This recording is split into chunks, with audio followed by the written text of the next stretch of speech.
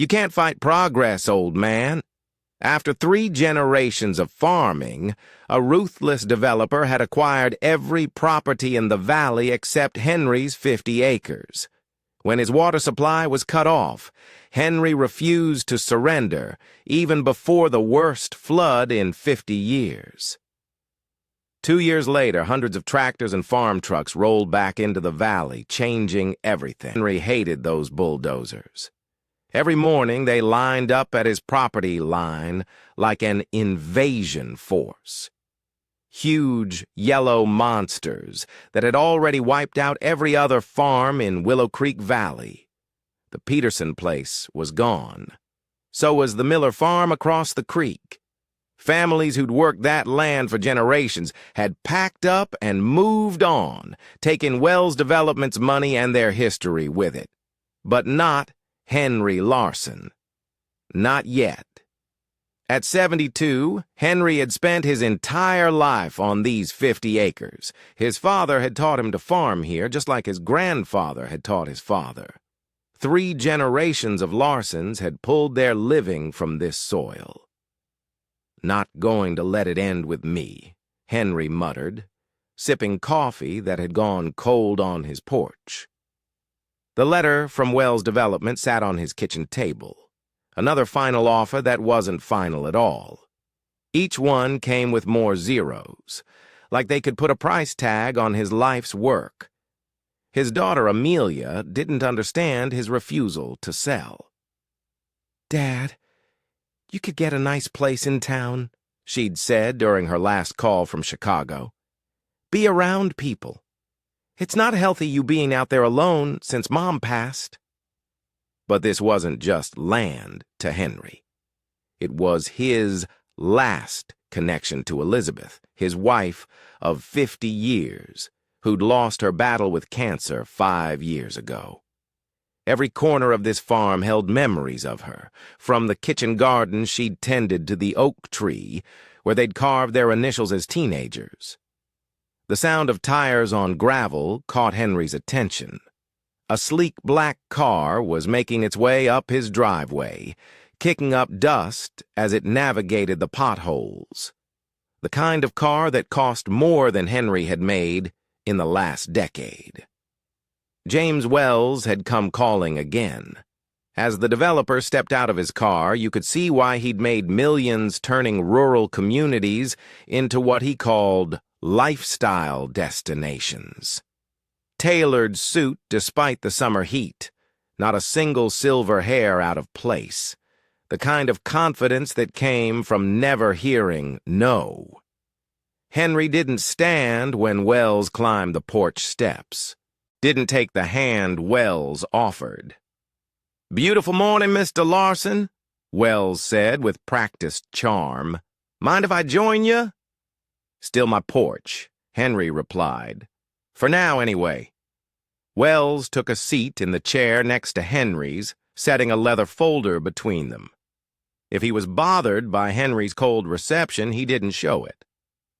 "I've been thinking about our situation," Wells began, "and I believe I found a solution that works for both of us." Henry just kept rocking, eyes fixed on his cornfield. The stocks were coming in strong this year. 50% above my last offer, Wells continued, pulling out papers. "That's 3 times what this property would normally sell for. More than enough to buy a comparable farm elsewhere, or a very comfortable retirement." When Henry didn't respond, Wells kept going. His voice had the smooth, practiced quality of a man who closed deals for a living. "The county commissioners have already approved the zoning changes. Infrastructure planning is complete. We break ground on the east section next week." Still, Henry rocked, silent. Wells' perfect smile slipped just slightly. "Mr. Larson, I'm trying to be fair here, but Willow Creek Estates is happening with or without your 50 acres. That finally got Henry to look at him. "Then I reckon you'll be moving forward without them." Wells sighed and leaned forward. I was hoping to avoid mentioning this, but the creek diversion we've implemented for flood control will significantly impact your irrigation access. And the new access road won't connect to your current driveway. There it was, the threat hiding behind all that politeness. You cutting off my water and road access, Mr. Wells? I'm simply explaining the reality of the approved development plan. Wells kept his voice neutral, but his eyes were cold now. The county has signed off on everything. I'm offering you a way out before things become difficult. Henry stood up, ignoring the protest in his knees. My daddy farmed this land during the Dust Bowl. My granddaddy survived locust swarms that blackened the sky. I reckon I can handle whatever difficulties you throw my way. Wells gathered his papers, tucking them back into the folder. His smile returned, but it didn't reach his eyes anymore. The offer stands for 1 more week, Mr. Larson. After that, we move forward with the approved plans. He held out a business card. Call me when you're ready to be reasonable. Henry ignored the card. I know where to find you if I change my mind. Wells nodded once, then headed back to his car. Before getting in, he turned back to Henry. Your daughter Amelia, is it? She mentioned you might be interested in a place in Riverdale's seniors community. We could arrange that as part of the deal. The fact that Wells had contacted Amelia sent a jolt through Henry. You leave my daughter out of this. Wells just shrugged. Just trying to accommodate family wishes. He slid into his car, the engine purring to life.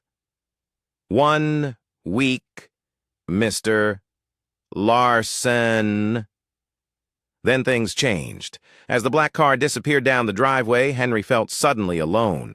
Amelia wanted him to sell. The town probably did too. New development meant jobs, tax revenue, progress. Nobody seemed to care about what was being lost in the process. That evening, as Henry checked his irrigation lines, he noticed the creek was already running lower than it should be this time of year. Wells wasn't waiting for the week to be up. The pressure had already begun, Henry muttered, patting a fence post his father had set in the ground decades ago. This land has survived worse than you, James Wells. What Henry didn't know was that in less than 24 hours, everything would change. Not with signatures on a contract, but with a storm that neither man could have predicted. The rain started just after midnight, not a gentle summer shower, but a pounding deluge that hammered against the farmhouse roof like someone was throwing rocks. Henry woke immediately. A lifetime of farming had made him alert to any change in weather. By dawn, he knew this was going to be bad. Really bad. The creek that had been nearly dry yesterday was now a raging torrent, well beyond its banks. Through sheets of rain, Henry could see the water rushing across the newly graded terrain of Wells' development. The fancy drainage system they'd installed was completely overwhelmed. Nature, it seemed, had its own plans for Willow Creek Valley. Henry's phone had lost service overnight and the power had gone out around 4 a.m. He'd fired up the old generator enough to keep his refrigerator running and provide a few lights. The farmhouse sat on a slight rise, the highest point in the immediate area, which had kept it safe from flooding in the past. Around mid-morning, as Henry was checking on his livestock in the barn, he heard something. A faint cry carried on the wind and rain. He paused, listening. There it was again, definitely human, coming from the direction of his eastern property line. Grabbing his rain slicker and a length of rope, Henry trudged through the muddy yard toward the sound. The visibility was terrible, But as he reached the edge of his property, he could make out a figure struggling through what had been the Peterson place just a month ago. The person was waist-deep in rushing water, fighting to stay upright against the current. As Henry got closer, he almost stopped in his tracks. It was James Wells. The developer was barely recognizable, his expensive suit ruined, his perfect hair plastered to his head, a gash across his forehead, bleeding freely. He looked nothing like the confident businessman who had sat on Henry's porch the day before. "Larson!" Wells called out, his voice barely audible above the storm. "Help me!" Henry didn't hesitate. He secured one end of the rope to a sturdy fence post and waded in. The water was shockingly cold, its pull stronger than he'd expected. It took all his strength to forge a path toward the stranded man. "Grab hold!"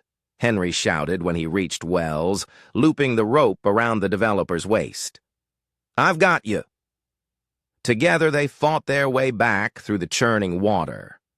By the time they reached dry ground, both men were gasping for breath, soaked to the bone and shivering in the wind.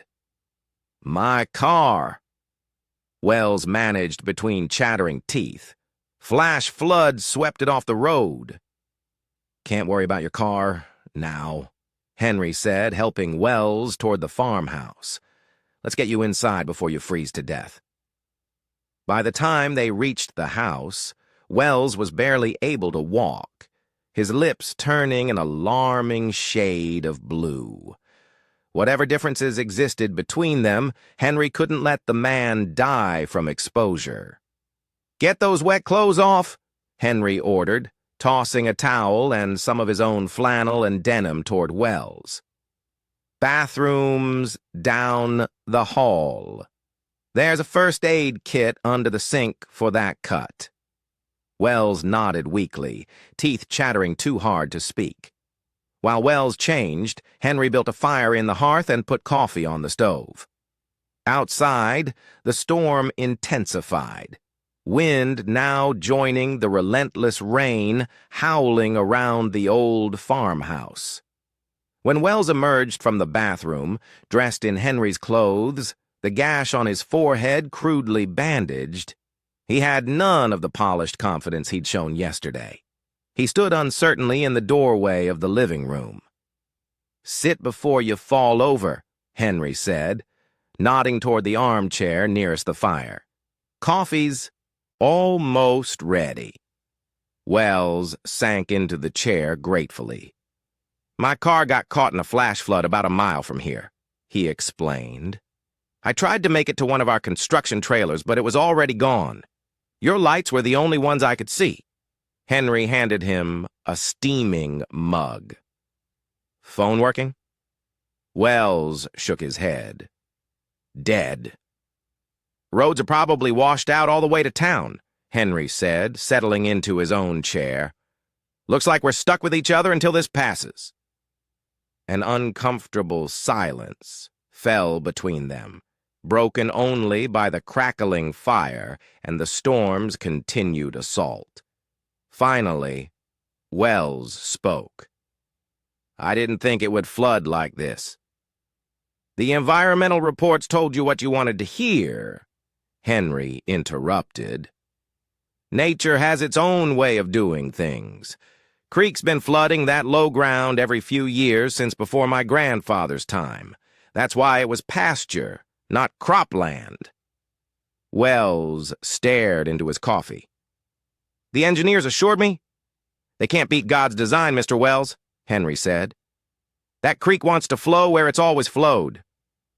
For the first time since Henry had known him, James Wells had no ready response. As the day wore on, it became clear they were truly stranded.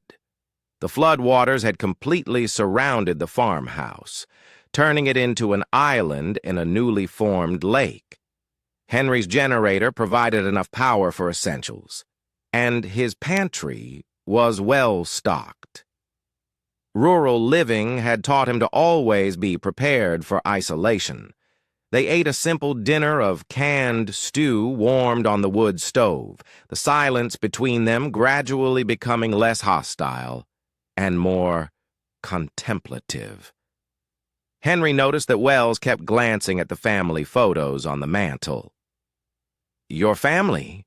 Wells finally asked, nodding toward a faded photo of a young Henry with his arm around a smiling woman, standing in front of a much newer-looking barn.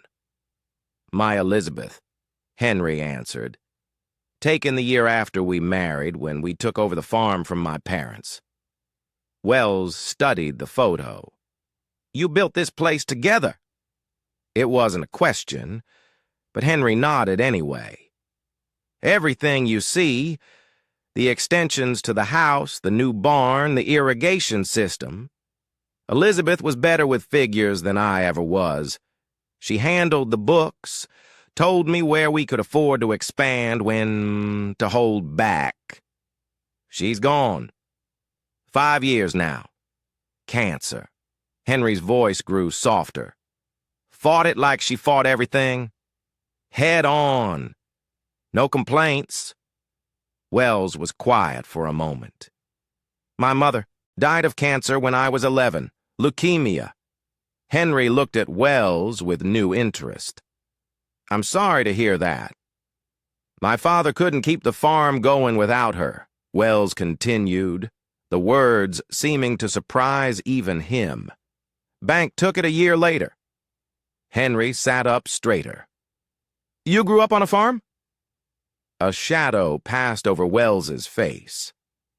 80 acres in western Minnesota. Nothing like this place. Barely keeping afloat even in good years." He gestured vaguely. "My father wasn't much of a businessman. Or much of a father. After she died." The revelation shifted something in the air between them. Not friendship, not yet, but perhaps a crack in the wall of animosity. "What happened after you lost the farm?" Henry found himself asking. Wells stared into the fire. "Foster care. 4 different homes in 6 years. Last one was in Minneapolis, a couple who owned real estate. The husband would take me along sometimes when he was looking at properties." His expression softened slightly at the memory. "First time I'd seen anyone make money from land without breaking their back over it." Henry could see it now. The boy who'd lost everything, who'd watched his family's land slip away, vowing never to be at the mercy of such forces again, who'd found another way to control the land, to bend it to his will through contracts and bulldozers rather than plows and sweat. "Is that why you became a developer, to control what once controlled you?" Wells looked, startled by the insight. "I became a developer to build things that last," he said, but the certainty in his voice wavered. "To create value where others couldn't. And the farms you bulldoze, the families who worked that land for generations, what about their value?" Instead of the defensive response Henry expected, Wells looked out the window at the rain-lashed darkness, at the flood that had swallowed his carefully engineered development. "Progress has casualties," he said quietly, but the words sounded rehearsed, as if he'd told himself this many times before. "So did the bank when they took your family's farm," Henry observed. Wells fell silent, and neither man spoke again until it was time to turn in for the night. The second day of the storm brought no improvement in conditions. The floodwaters had risen further, now lapping at the bottom porch step. Henry's generator continued its steady hum, but he was carefully rationing fuel. They still had no phone service, no way to know when help might come. To Henry's surprise, Wells asked if he could help with the morning chores. Together they checked on the livestock in the barn, Wells awkwardly following Henry's instructions on feeding the animals. His expensive leather shoes, the only footwear he had, were soon caked with mud and straw. "You actually enjoy this, don't you?" Wells asked as they carried buckets of water to the stalls. "The physical work, I mean." Henry considered the question. "There's satisfaction in it," he said finally, "seeing direct results of your labor, keeping things alive and healthy." Wells nodded thoughtfully. "I used to help my father with the milking. Hated getting up before dawn, but I liked the quiet time with him." Something like wistfulness crossed his face. "After my mother died, those quiet mornings were about the only time he seemed present." Throughout the day, as they worked together to secure what they could against the storm, Henry began to see glimpses of a different James Wells. Not the ruthless developer, but a man whose sharp edges had been shaped by loss and determination. Not so different, perhaps, from Henry's own stubborn resilience. That evening, as they sat by the fire eating the simple meal Henry had prepared, Wells broke their comfortable silence. "Why won't you sell, Henry?" The question was asked, not with frustration, but with genuine curiosity. "Really? Is it just the family history?" Henry took his time answering, weighing his words carefully. "Partly, but it's more than that." He gestured toward the window where darkness had once again fallen. "This land knows me, knows my footsteps, my touch. I've put my sweat, my blood into every acre, year after year, planting, harvesting, enduring." He leaned forward, eyes intent on Wells. "Have you ever owned something you couldn't bear to part with? Not for any price. Something that was part of your very soul." Wells was quiet for a long moment. "I had my mother's wedding ring," he said finally. "Simple thing, not worth much. I carried it through every foster home, hidden in different places so it wouldn't get stolen." He stared into his coffee. "Lost it when I was 19, moving into my first apartment. Tore the place apart, looking for it, but it was gone." "How did that feel?" "Like losing her all over again." Wells's voice was barely audible, like the last piece of home was gone. "That's what selling this farm would be for me," Henry said gently. "Like losing everything all over again." Wells looked around the simple farmhouse, his eyes lingering on the marks on the kitchen door frame, showing Amelia's height through the years, the worn spot on the couch where Elizabeth used to sit, the collection of smooth stones on the windowsill that Henry and his wife had gathered on their walks. "It's not just a property to you," he said slowly, understanding dawning in his eyes. "It's the physical embodiment of your life story." Henry nodded, surprised and somewhat moved that Wells had grasped what so many others, including his own daughter, had not. "But what happens when you're gone, Henry?" Wells asked, not unkindly. "Will Amelia keep the farm going?"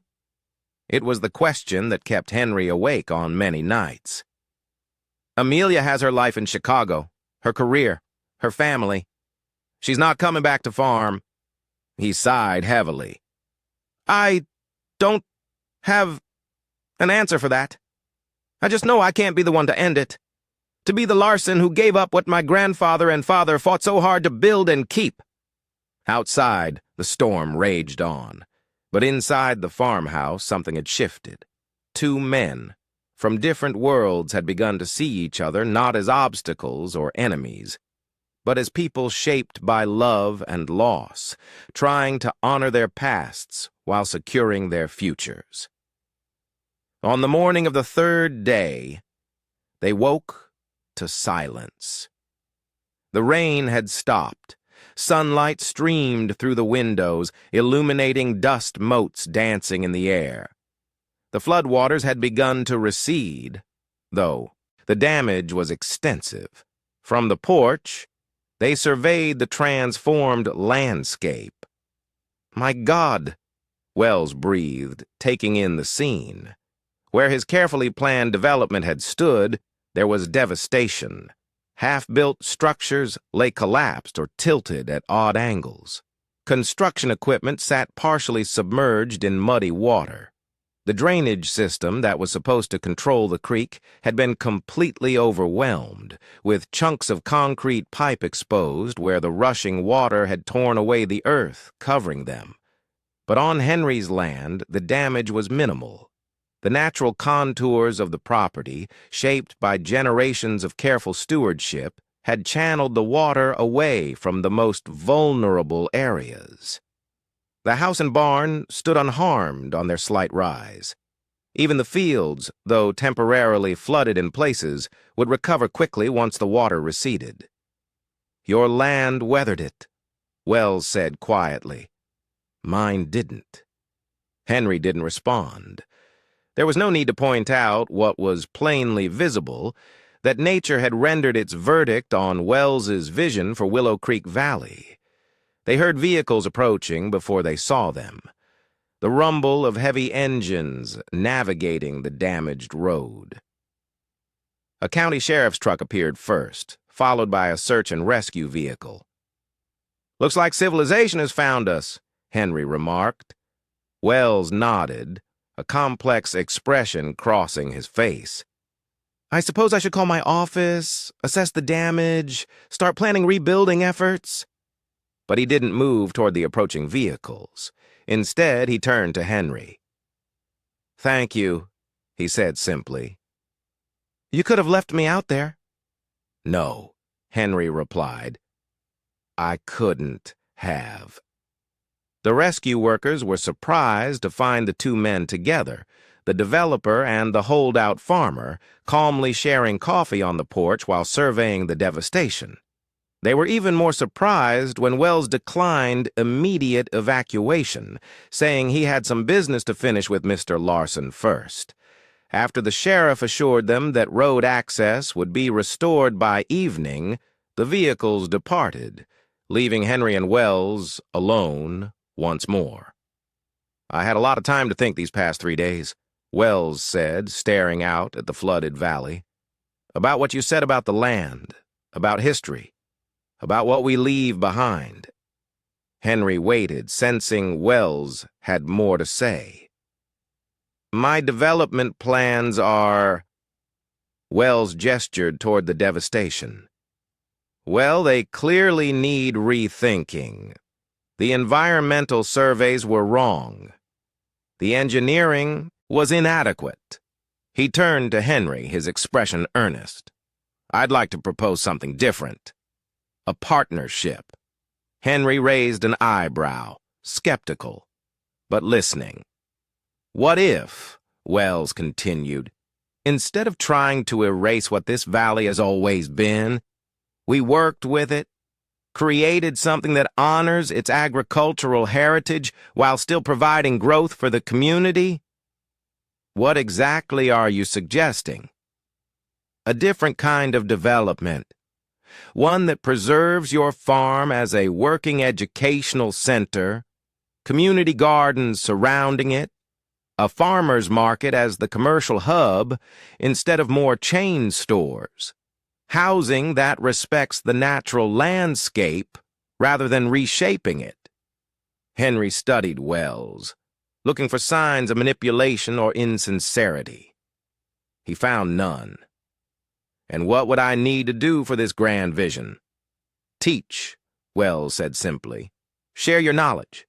Help a new generation understand what you know about this land." He paused. "And when the time comes, know that your legacy will continue, not be buried under concrete." It was more than Henry had dared hope for. Not just a reprieve for his own lifetime, but a future for the farm that honored what it had always been. "Why would you do this?" Henry asked. "It's a complete reversal of everything you've planned." Wells looked out at the creek, now receding back into its natural channel, the path it had followed for centuries before man tried to redirect it. "Because you were right, and I was wrong," he said, the admission clearly difficult for him. "About the land, about what has value." He met Henry's gaze directly. "And because these 3 days reminded me of who I was before I became—" He gestured at himself, at the incongruous sight of James Wells in borrowed flannel and mud-caked shoes. "And who was that?" Henry asked. "A farm boy who loved the land before he learned to fear losing it." That evening, as county workers cleared the road enough for Wells to leave, the two men stood on Henry's porch one last time. Wells had changed back into his ruined suit, somehow looking more authentic in the mud-stained fabric than he ever had in its pristine state. "I'll have new proposals drawn up within the week," Wells said, extending his hand. Henry took it, the handshake firm between them. "I'll believe it when I see the bulldozers pull back." Wells smiled, a genuine smile that reached his eyes. "Fair enough." True to his word, James Wells transformed his vision for Willow Creek Valley. The bulldozers did stop at Henry's property line permanently. In their place came architects specializing in sustainable development, agricultural experts, and community planners. 2 years later, the day arrived for the official opening of Willow Creek Community. Henry stood beside James Wells near a simple wooden stage that had been set up at the edge of his cornfield. A small crowd had gathered, mostly county officials, investors, and a few reporters. "Nervous?" Wells asked, adjusting his tie. He still wore suits, but these days they were paired with sturdy boots that could handle the farm's terrain. "Nope," Henry replied, though he was. "Just hope people understand what we're trying to do here." The development surrounding Henry's farm was unlike anything Wells had built before. Instead of cookie-cutter houses, unique homes, designed to work with the natural landscape, stood along curving roads that followed the contours of the land. The old Peterson dairy barn had been carefully restored as a farmer's market. The creek followed its natural course with parks and walking trails along its banks. Amelia had returned from Chicago for the event with Henry's grandchildren. As Wells prepared to address the small gathering, Henry noticed something strange in the distance. A plume of dust was rising from the county road. "We expecting more people?" Henry asked, squinting against the sun. Wells followed his gaze. "Not that I know of." The rumble of engines grew louder. Coming up the road was a procession of vehicles. Not the shiny SUVs of potential home buyers, but tractors, pickup trucks, old farm vehicles, some looking like they'd been pulled from barns where they'd sat for years. "What in the world?" Wells murmured. The vehicles kept coming, lining up along the road, then parking wherever they could find space. People spilled out. Families with children, elderly couples, men and women in work clothes and Sunday best. Henry recognized many of the faces, the Peterson family who had sold their dairy farm, the Millers, the Johnsons, farmers who had taken Wells' money and moved away, people who had lost their land to progress, and they were coming back. Henry called out a familiar voice. John Peterson, 83 years old and supposedly retired to Florida, was making his way through the crowd. "Thought I'd never set foot in this valley again." "John, what are you doing here?" Henry asked, stunned. "Word got around," the old man said with a smile. "About what you did? About how you stood your ground? About how this developer fella saw the light?" He gestured toward the fields. Never thought I'd see the day when someone like him would understand what this land means. More people approached. Farmers, shopkeepers from town, families who had lived in the valley for generations. Are those signs? Wells asked, pointing. Children were carrying handmade posters.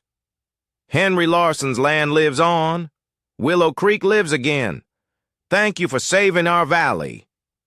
A young woman approached with a basket. Mr. Larson, I'm Katie Miller. My grandfather's farm used to be across the creek. These are seeds from his last harvest before we sold. We thought maybe they could be planted in the community garden. Henry took the basket, a lump forming in his throat. I'd be honored. Wells stood in silent amazement as more people arrived. Someone had brought old photographs of the valley as it once was. Someone else had a quilt made from scraps of work clothes from all the old farming families. Did you know about this? Wells asked Henry. Henry shook his head, watching as people began migrating toward the community garden plots that had been established near his barn. Children were already digging in the soil, guided by grandparents who taught them how to plant properly. An impromptu celebration was forming. Tables appeared. Food was laid out. Someone started playing a fiddle. The official opening ceremony was forgotten, as something more authentic took its place. I never understood, Wells said quietly, watching the scene unfold. When I was buying up these farms, I thought I was just acquiring land, property. I never saw... He gestured at the gathering. Henry nodded. This is what I couldn't put into words that night during the flood. This is what I was trying not to lose. Not just your farm, Wells realized. A way of life. A community. My part of it anyway, Henry said. Later, as the sun began to set over Willow Creek Valley, Henry found himself sitting on a hay bale beside old John Peterson, watching children play tag between rows of newly planted vegetables. Never thought I'd say this, John remarked, but that developer of yours did all right in the end. Henry watched as Wells moved through the crowd, listening more than talking, learning the stories of people whose land he had once seen only as future building sites. He remembered who he was, Henry said simply. Amelia sat down beside her father, slipping her arm through his. Dad, I owe you an apology. All this time I thought you were just being stubborn about the farm. I was, Henry replied with a smile. But sometimes being stubborn is the only way to make sure people stop long enough to see what matters. As twilight settled over the valley, tractor headlights and lanterns created pools of golden light throughout the gathering. Someone had brought out an old CB radio, and the crackling voices of farmers checking in from miles away filled the air. The modern homes of Willow Creek community stood in the background, their lights coming on one by one as darkness fell. But it was the old ways that took center stage tonight.